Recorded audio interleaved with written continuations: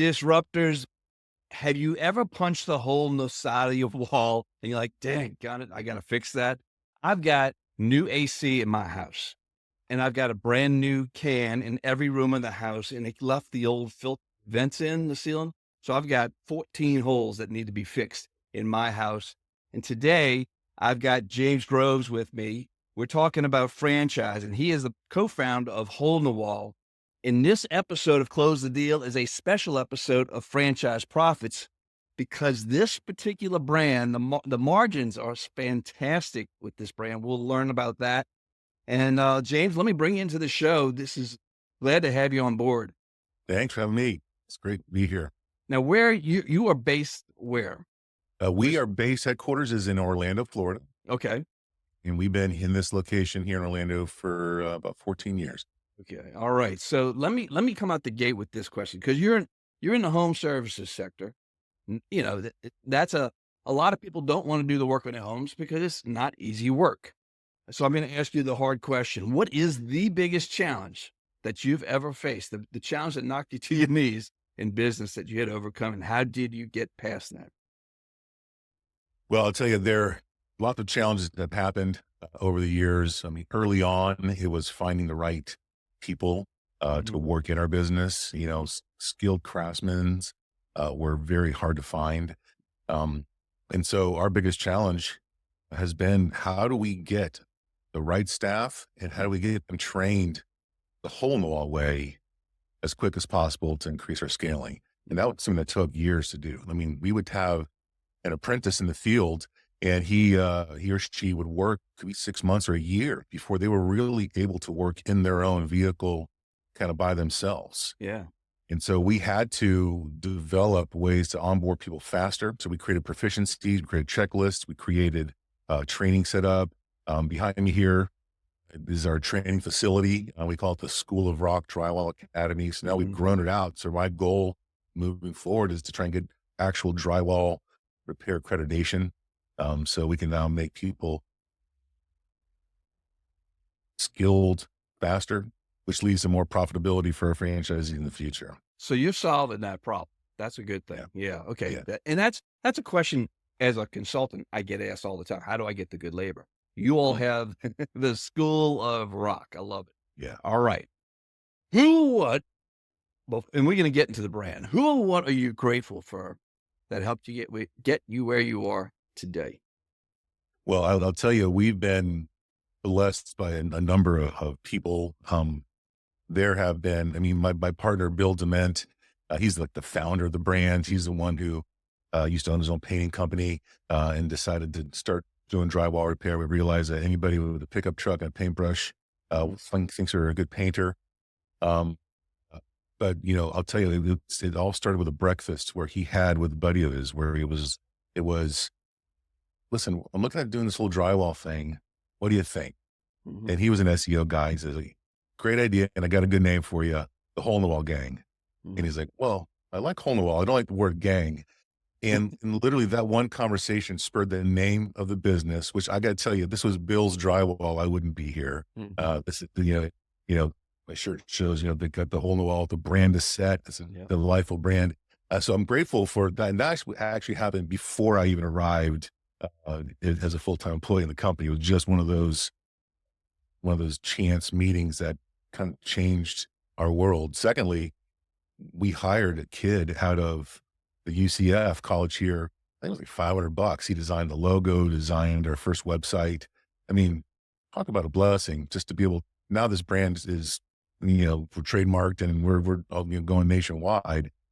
So just those chance meetings, I'm grateful for those especially. That's why you're sitting in that chair right now. Yeah.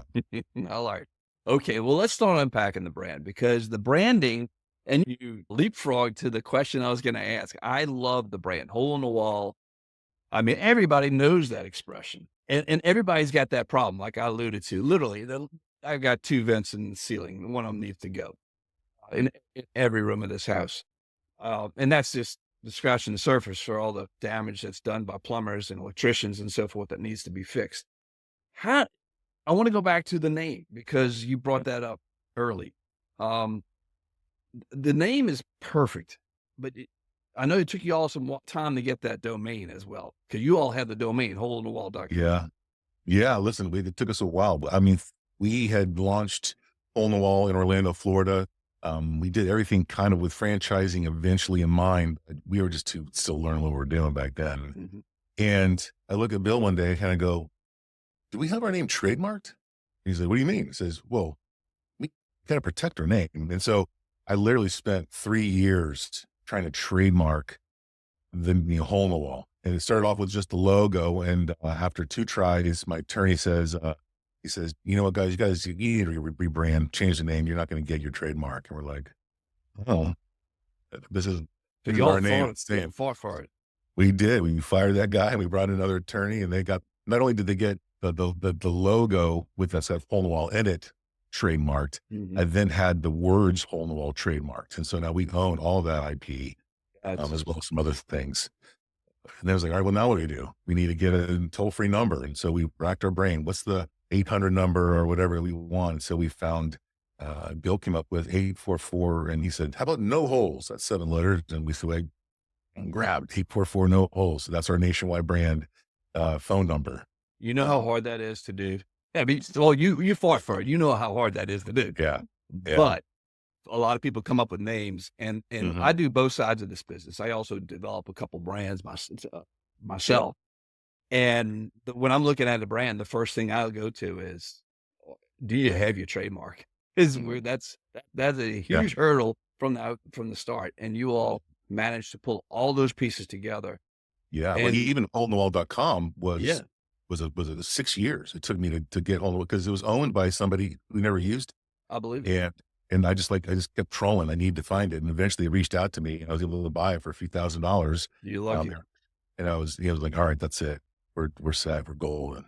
So the one of the for anybody listening, the value of a franchise starts with the branding, because people that's how people know how to find you, and you all have got such a memorable name that is already ingrained in people's heads, which is Yeah. incredible. All right, let's look at this from two sides. Let's look at it from the customer. Why would they call you? And then we'll look at it from the potential franchisee so they Mm. understand both sides. Sure. So we kind of cut our teeth because, we were getting the college kids, who were, roughhousing and maybe some parties, but they wanted their deposits back. And so they called us to do drywall repair in the dorms, Mm, which then led to, well, who is doing this? What kind of person requires this? Because as men, we're handy. We want to make sure that we can do it. But I go back to the thought is, I can make coffee, but somehow Starbucks still stays in business, right? mhm. So it's the niche where, who do you call? Who does your wife call? Who does your relative, your grandma call when they've got a small hole it's some damage? It was caused by whatever. It could be a doorknob hole. It could be little Billy, threw a baseball, or karate chopped the wall, or you name it. It could be a flood, it could be a remodel. And who do you call? So the big guys, the big drywall installer that do the new construction, they're the roughnecks that, like you know, tear the shirts off and smoke cigarettes on job sites. They don't really want to kind of slum it into doing the repair side. Maybe a painter could maybe fill in some small cracks and holes, or a handyman. But we found that people like a specialist. People like the jack of all trades is fine for some people, but they want to know who is the expert. Well, so we became the expert. We are the expert in drywall repair. So especially in Orlando, I mean, you think that what's this drywall repair, can that sustain a business? We do between 15 and 1,800 projects every year just in this one location. And That's that's not holes, that's projects. So if you do a repipe of 20 holes, that's one project. That's mm, right. Um, and which leads to, obviously immense profitability. We've got a lot of overhead here because we've got ownership, and we've got lots of warehouses, but boy, when we scale this thing out, it's super profitable. And the average homeowner trusts Hole in the Wall because, A, it's a brand they trust, right? And frankly, we like to say we don't patch, we repair. yeah. Because everyone wants to do a drywall patch. But have you ever gone into a home or someplace and saw where they had a patch and you can Mhm. still see the outline of it on the wall or the ceiling? Our goal is to make it seamless. So when it's all said and done, it's like the damage was never there in the first place. And so that's why the homeowner is going to call us. Or frankly, not just the homeowner, but other trades who do damage. They need a trusted referral partner, like hole in the wall, to come Yeah. in and take care of the damage they create. So you're providing a service that's going to be word of mouth because once people know who you are, but they also kind of know who you are because the Mhm. branding is so spot on. Yeah. Yeah. That's pretty incredible. All right.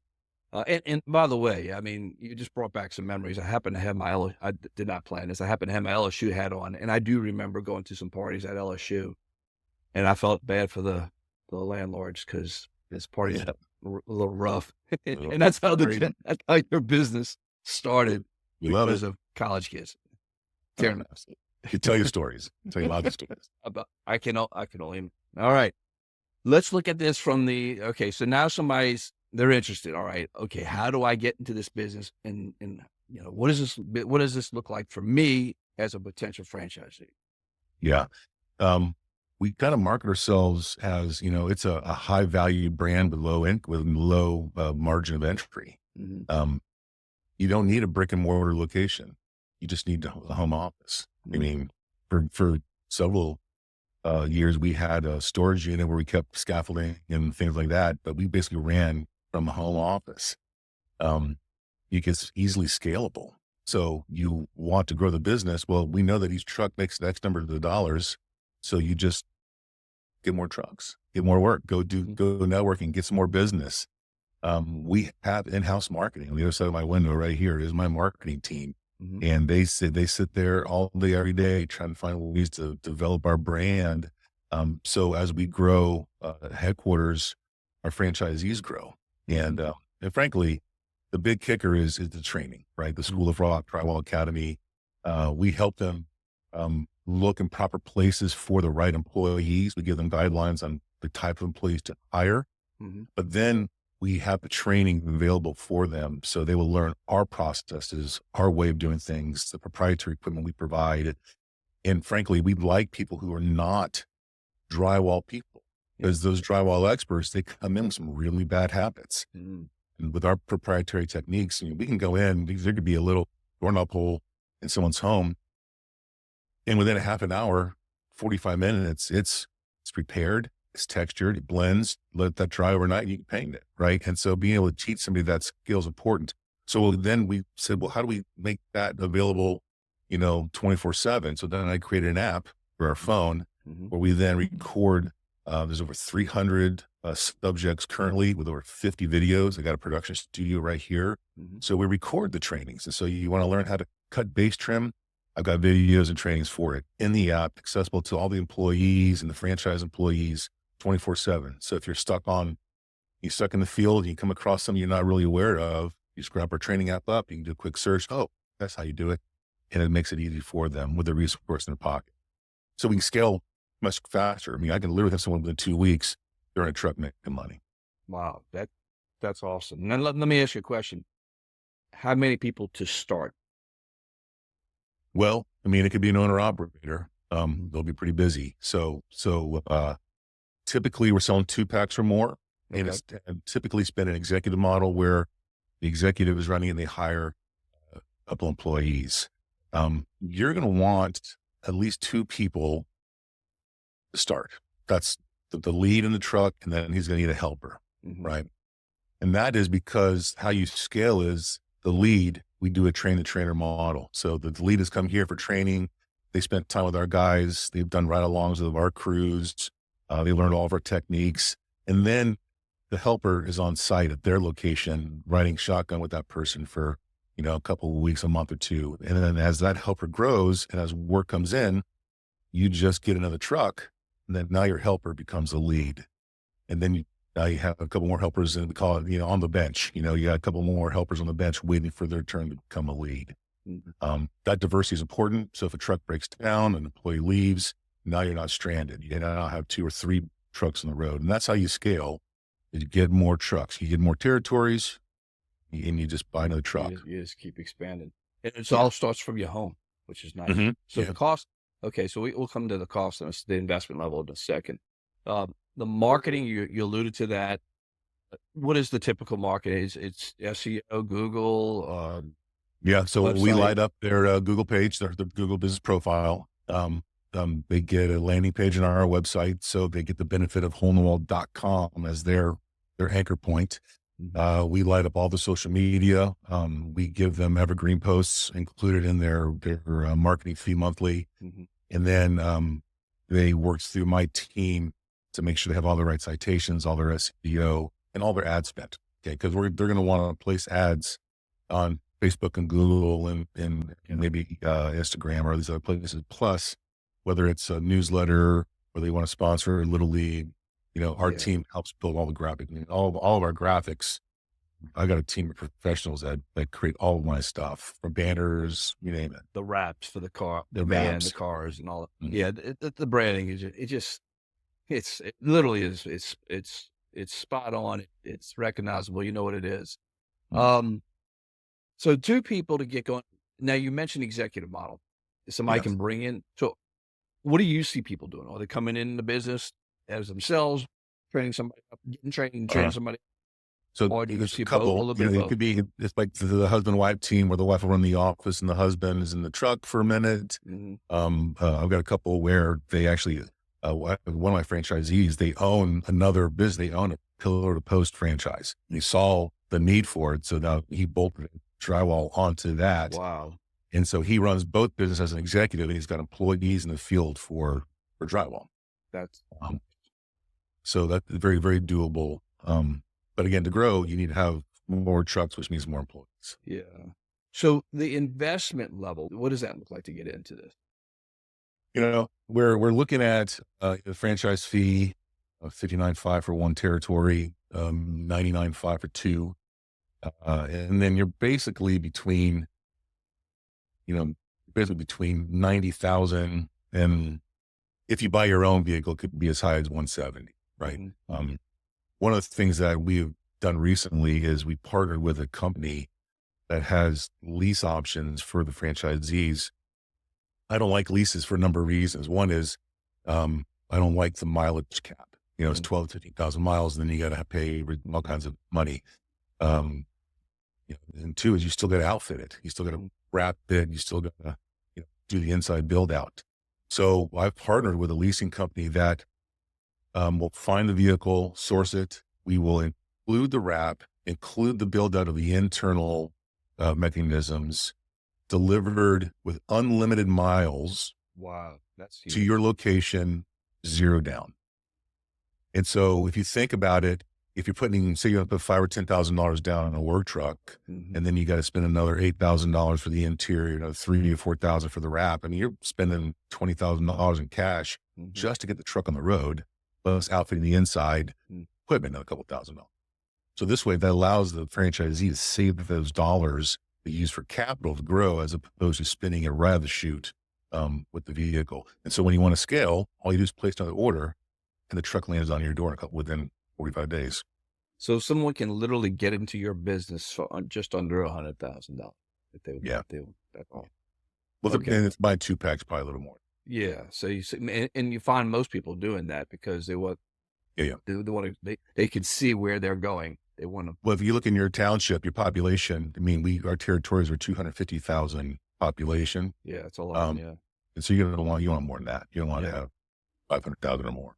Okay. Well, that's a good, that's a great, I mean, I can relate in terms of the size of New Orleans. People think it's a lot bigger than what it is because of the Yeah. reputation. The city itself is 300,000 people. That's, you get the whole city just, all right. Um, now, uh, the returns on this, well, let's talk about the item 19. Which is a Yeah. profitable business. It is profitable because we're an emerging brand. So our existing units have not been out for a year yet. So it's hard to get Mhm. historical for the I-19. As you know, it's hard to actually Yep. get an accurate I-19. Mhm. What we ended up doing in the FDD is we literally took the P&L statement for the Orlando headquarters, right? Okay. We peeled out because I run a podcast. So we Mhm. peeled out all the franchisee stuff and just boiled it down to if you own the Orlando location with none of the other ancillary things that we do. Mhm. And it's just in the I-19, we did 1.3 million in Orlando. And then we had a 32% profit margin in Orlando.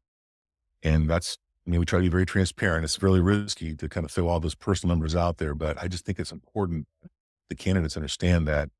And frankly, I believe that they could do better because we have internal staff. We have Mhm. other elements that they're not going to have. Like I have 3 warehouses dedicated just to drywall. They're not going to have that right away. So the ability for them to have more than that 32%, just as my opinion is high. Yeah, it is. And as they scale, I mean, the margin can get better, and the cost of goods are practically Listen, it's not. plastic is my highest material. Drywall, between $10 and $14 a sheet. Of course, I've got And that relationships lasts a with while. vendors. Well, if you're just, the figure is 32 square foot and 1 sheet of drywall, I can do 32 1 foot by 1 foot patches, out of 1 sheet of drywall. My vans are designed to hold 9 sheets of drywall. Okay. And a lot of times the guys, unless they're doing bigger jobs,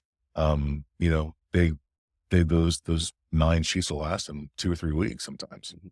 Now you We spend alluded more time on the plastic and the covering materials. Yeah. Okay. Now you alluded to the ideal candidate. That's a question I always like to ask towards the end. And it's important for people to realize when they're talking, candidate is talking to a franchise or to see if they is a good match for them. You're also looking for a good match. So it's a cultural Yeah. fit. Yeah. You want someone who's going to represent brand and follow guidelines so the brand continues to shine and helps Yeah. grow. What does the ideal candidate look like for you? So we need them to have a little bit of common sense. We want them to have they can't be shy because Mhm. as much as we will help them as succeed as a brand, they're going to have to be in their community. Mhm. Because if you think drywall repair is not just a great business, but it's a benefit for the actual community you live in, because people need this service. People Mhm. have struggles, and we've got candidates that are now in Southwest Florida. We had a hurricane that came through Mhm. last year. They're still struggling. There's still blue tarps on roofs. So we're looking for people who want to have a heart to help their community, and Mhm. they have to be able to go out and network, to go meet their community. They want to strive to kind of grow their business. Mhm. Um, a lot of people want to kind of fire the boss and be their own boss. I don't want them to buy a job. I want them to create an empire in their territories. And so you have a vision for them. What's the vision for your business for Hole in the Wall? Yeah, our vision is pretty drastic. Our goal is 125 units within the next 3 to 5 years. Wow. And we're fairly aggressive. We partner with Fran Growth as our FSO. Mhm. We've got a full team backing us and supporting us. Mhm. And as we grow, this is what's great. You come in as a younger brand, you get to grow with us. Mhm. Some of the excitement of our candidates now, we just sold a great couple out of Philadelphia, and they're excited to help us grow because we're looking for new ideas. These people are going to bring on ideas that we may not, with 14 years of experience, but they may have a fresh idea. So we're really looking for that collaboration. I talk weekly with all my franchise owners, and they become my family. Yeah. So, okay, top guidance for someone, you know, who's considering a franchise, whether it's your franchise or any franchise, but what's that number one piece of guidance that you suggest for those folks? Trust the process. Mhm. Okay, the brand has done it very successfully, no matter what brand you are. Um, be able to have suggestions, but don't come in thinking your way's better, right? Mhm. But just trust the process. If you follow what the brand is telling you, you're going to succeed. That's Mhm. the idea. Is you could start from scratch, start your own business, but we like to say we're going to start you on second base instead of having to hit the ball, and Yeah. we're going to be your third base coach waving you home, right? Yeah. So just trust the process, and communication is key. Make sure you're not undercapitalized. Obviously that's important. Don't be territory rich and capital poor. Yeah.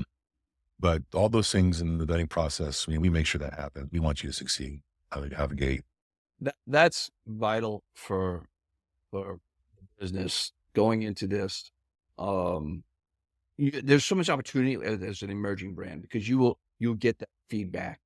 But for them, they get to know you as well at this stage. You all, your team, well. Yeah. I do have one more question. How long Yeah. does the training take at the School of Rock? So currently we're bringing the candidates in for a 2-week training, right? Okay. So the first week, um, the bosses will be in the admin training. So Okay. they're learning the CRM, they're learning marketing techniques, they're learning, the chart of accounts and just how to run the business. Hmm. While that's happening concurrently, their technician is doing ride-alongs, running shotgun with my crew. They're Hmm. putting on the whole shirts and they're going to job site, even just to observe, because you can do the drywall repair, but if you don't know how to interact with the homeowner, you don't know how to say, yes, ma'am, yes, sir. You're not cussing on job site or smoking on job site. How you cover your pathways to your work environment. Hmm. Those are things that you get to see hands on with my crew. And then the second week, everybody gets their hands dirty. They get their hands dirty. It's all about spreading mud and making dust. And we run it from, here's how you do the estimate all the way to how you finish the project, sweep up and clean. And then you collect that check on the way out the door. That's the perfect spot for us to button this up. Folks, if you're interested, like to learn more about Hole in the Wall, check out closethedeal.com, hit the contact us button. I'll be in touch with you right away. I'm working with James and his team. And James, this has been fun. Appreciate you being on the show. Absolutely. Thank you so much. Super excited. All right, same here. Thank you. That is a wrap with James. I love the home services space for this reason. One, the demand is there. It's always there. Two, when you pair that up with the professionalism and the branding that a franchise like this brings, the word of mouth starts driving this business. And that is the opportunity here with Hole in the Wall. To learn more, like I said, get in touch with me at closethedeal.com. I'd like to gift you a free copy of my new book, Your First Franchise Roadmap. You can grab a copy of this book at yourfirstfranchise.com. These are all the questions I get asked about franchising, and it's a guide that will walk you through the process. So check it out, yourfirstfranchise.com. And you know the drill. If you've been with me for a little while listening to my shows, be intentional and make today a great day.